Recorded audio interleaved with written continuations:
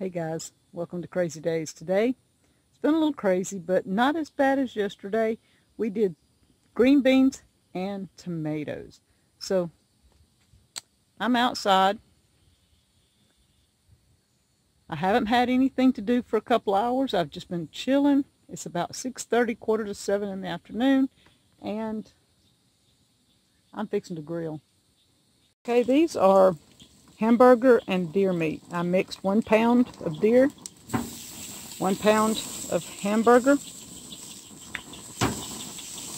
I've cleaned the grill. For all of those who's going to say, has it been cleaned? Yes, it has. I've been oiled it. It's been oiled.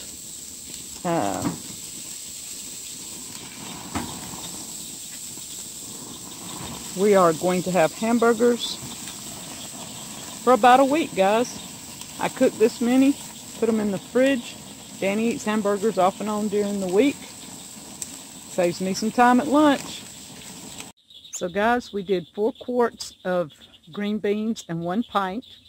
And we did 14 quarts of tomatoes today. So I'm tired.